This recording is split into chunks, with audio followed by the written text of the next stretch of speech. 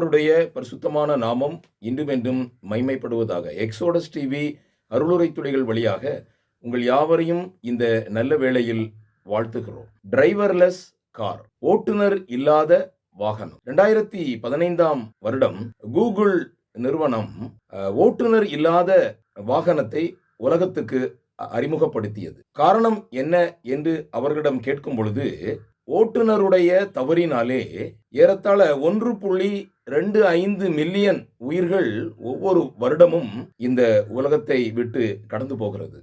அதாவது மரித்து விடுகிறார்கள். மாத்திரமல்ல, செல்போன் டிரைவிங்னாலும் ட்ரிங்க் அண்ட் டிரைவிங்னாலும் இன்றைக்கு அநேகர் மரித்து கொண்டிருக்கிறார்கள். அதை அவர்கள் சீர்திருத்தம் செய்யும்படியாக ஓட்டுநர் இல்லாத வாகனம் அறிமுகப்படுத்தியது என்று அவர்கள் கூறுகிறார்கள். அது மாத்திரமல்ல, அதனுடைய வேலை என்ன என்றால், ஆர்டிபிஷியல் இன்டெலிஜென்ஸ் என்கிறதான தற்காலிகமான இந்த விஞ்ஞானத்தின் அடிப்படையில் அந்த வாகனம் தானாகவே ஸ்டீரிங்கை அது திருப்புகிறது, ஆக்சலரேஷன் அது தருகிறது, எங்கே நிற்க வேண்டுமோ அங்கே நிற்கிறது, எங்கே அது புறப்பட வேண்டுமோ அங்கு புறப்படுகிறது. நாளின் காலை வேளையிலே நம்முடைய வாழ்க்கை பயணத்தை நாம் சற்று சிந்தித்து பார்ப்போம். ஒரு முறை ஒரு தேவனுடைய தாசன் என்னோடு கூட பேசிக் கொண்டிருந்த பொழுது அவர் கூறினார், நீங்கள் தேசிய நெடுஞ்சாலையில் வாகனம் ஓட்டிக்கொண்டு போகிறீர்கள். அங்கே சில தூரத்திலே கர்த்தராகிய இயேசு கிறிஸ்து உங்களை வழிமறிக்கிறார். அப்பொழுது உடனடியாக அவர் இயேசு கிறிஸ்து என்று அறிந்தவுடன் நீங்கள் என்ன செய்வீர்கள் என்று கேட்டார்.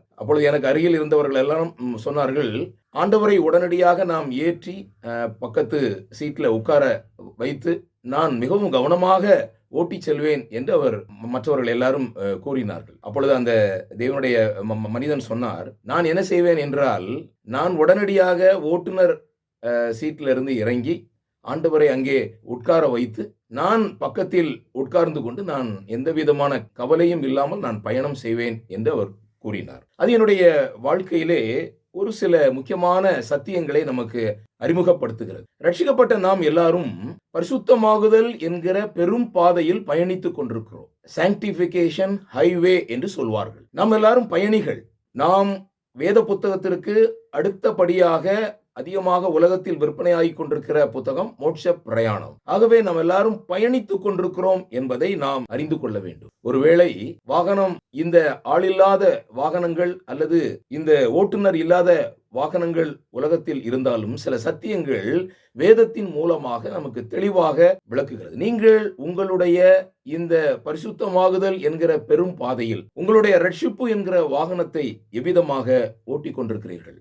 நாம் சிந்தித்து பார்ப்போம். ஒரு சில அபாய எச்சரிப்பை நாம் எவ்விதமாக பயன்படுத்துகிறோம்? முதலாவது, லுக்கிங் பேக், பின்பக்கம் பார்க்க. பொதுவாக நம்முடைய வாகனத்தில் ரியர் வியூ மிரர் இருக்கிறது, பின்பொருள் காட்டும் கண்ணாடி. அநேகர் அதை பார்த்து ரொம்ப கவனமாக ஓட்டுகிறதை நான் கவனித்திருக்கிறேன். நானும் அவ்விதமாகத்தான் வாகனத்தை இயக்குகிறேன்.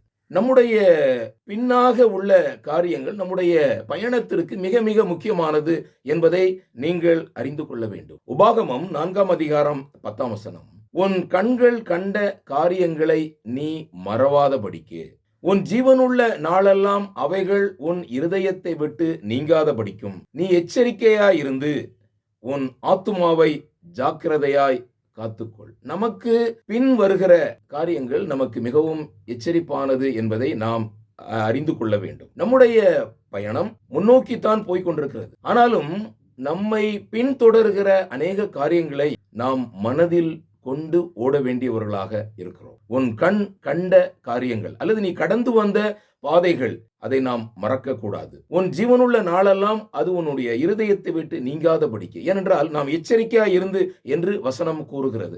அநேக காரியங்களை நாம் மறுபடியும் தவறு செய்யக்கூடாது என்பதை அது சுட்டி காட்டுகிறது. ஹியூமன் எரர், அதாவது நாம் அநேக நிலைகளில் தவறுகிறோம். தவறு என்பது அது சகஜமான ஒரு காரியமாக இருக்கிறது. ஆனாலும் அந்த தவறை மறுபடியும் நாம் செய்யும் பொழுது அதுவே நம்முடைய தோல்விக்கு காரணமாக இருக்கிறது. ஆகவே முதலாவது ரியர் வியூ மிரர். இரண்டாவதாக, முன்பக்கம் பார்த்து நாம் ஓட்ட வேண்டியவர்களாக இருக்கிறோம். நமக்கு முன்பாக விண்டு ஷீல்டு இருக்கிறது, காற்று தடுப்பு கண்ணாடி இருக்கிறது. நம்ம எல்லாருக்கும் அது மிகவும் பரிட்சயமானது. அது மாத்திரமல்ல, இப்பொழுது சில கார்களில் நீங்கள் பார்ப்பீர்களானால் கேமரா, அந்த கேமரா கூட முன்னால் உள்ள காரியங்களை நமக்கு ரொம்ப அருகில் காண்பிக்கக்கூடிய அநேக கேமராஸ் இன்றைக்கு அநேகர் பொருத்தி இருக்கிறார்கள். ஏன் என்று கேட்டால், நாம் ஏற்கனவே பார்க்கிறோம் அல்லவா, நம்முடைய பார்வை கூட ஒருவேளை தவறாக இருக்குமானால் இந்த கேமரா நமக்கு மிக அருகாமையில் முன்னே நாம் தடுக்க வேண்டிய சில காரியங்களை அது நமக்கு சுட்டி காட்டுகிறது. அருமையான தேவனுடைய பிள்ளைகளே, பரிசுத்தமாகுதல் என்கிற பெரும் பாதையில் பயணித்துக் கொண்டிருக்கிறவர்களே, வேதம் சொல்லுகிறது எபிரேயர் 12:1, ஆகையால் மேகம் போன்ற இத்தனை திரளான சாட்சிகள் நம்மை சூழ்ந்து கொண்டிருக்க, பாரமான யாவற்றையும் நம்மை சுற்றி நெருங்கி நிற்கிற பாவத்தையும் தள்ளிவிட்டு விசுவாசத்தை துவக்குகிறவரும் முடிக்கிறவருமாயிருக்கிற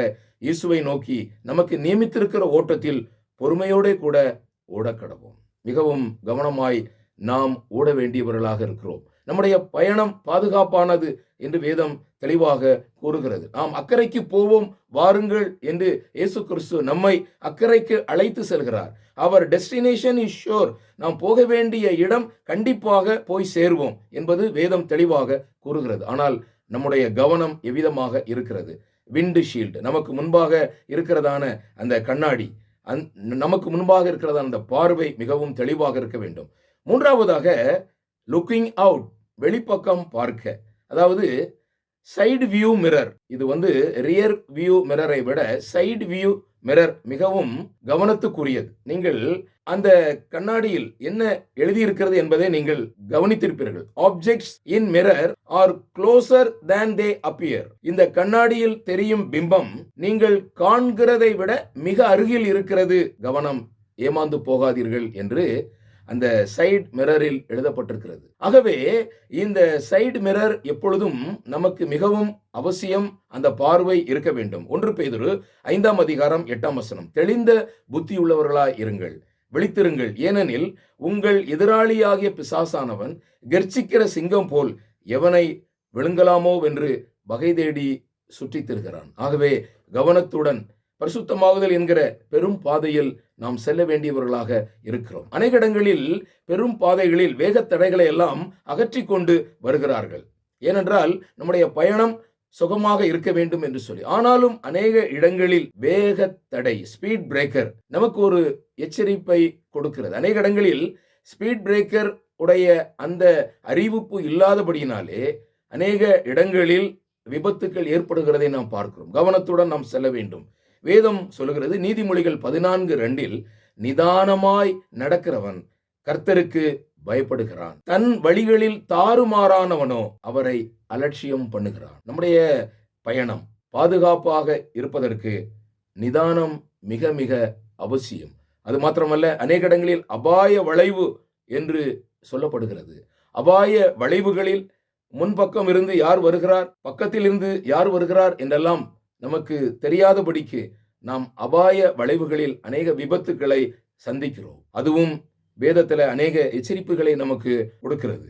எருசலேம் இருந்து எரிகோவுக்கு ஒரு மனிதன் புறப்பட்டு போகும் பொழுது கள்ளர் கையில் அகப்பட்டு அவன் அங்கு குற்றுயிராய் விடப்பட்டான் என்று வேதம் கூறுகிறது. நம்முடைய பயணம் மிகவும் பாதுகாப்பானதாக இருக்க வேண்டும் என்று சொல்லி ஆண்டவர் விரும்புகிறார். அது மாத்திரமல்ல, ஒவ்வொரு முறையும் நான் மேட்டுப்பாளையத்தில் இருந்து ஊட்டிக்கு போகிற அந்த மலைப்பாதையில் ஒரு முக்கியமான ஒரு அறிவிப்பு என்னை ஈர்த்தது. மேல் நோக்கும் வண்டிகளுக்கு கீழ் நோக்கும் வண்டிகள் இடம் கொடுக்க வேண்டும். மேல் நோக்கிற வண்டிகள் மிகவும் பாரத்தோடு கூட ஏறிக்கொண்டு போகிறதான அந்த வாகனங்களுக்கு மேலிருந்து கீழ் இறங்கும் வண்டிகள் அது நிறுத்தி அவர்கள் மேல் நோக்கும் வண்டிகளுக்கு இடம் கொடுக்க வேண்டும் என்று அங்கு நாம் பார்க்கிறோம். பலவீனர்களும் நம்ம மத்தியில் இருக்கிறாங்க.